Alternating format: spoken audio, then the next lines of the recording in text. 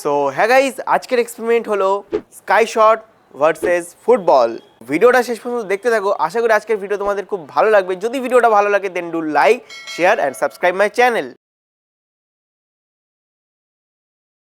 So guys, সবার প্রথমে আমরা এই স্কাই শটটাকে ঠিক এইভাবে দাঁড় করাবো, ঠিক আছে? দেন এই ফুটবলটাকে নিয়ে আমরা এই স্কাই শটের উপরে এইভাবে রেখে দেবো অ্যান্ড দেন আমরা এই স্কাই শটে আগুন লাগিয়ে দেবো অ্যান্ড পালাবো, নাহলে কিন্তু স্কাই শট আমাদের পিছনেই ফেটে যেতে পারে।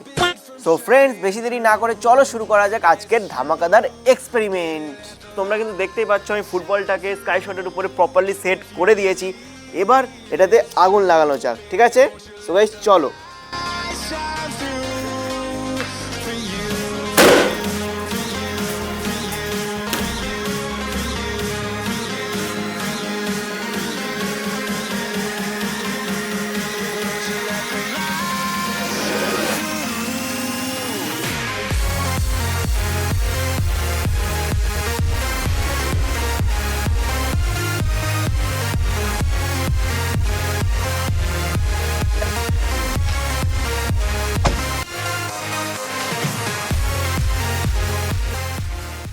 সো গাইস, তোমরা কিন্তু দেখতেই পারলে বলটা কতটা উপরে উঠলো এবং কিন্তু বাউন্সকে কিন্তু নিচে পড়ে গেছে।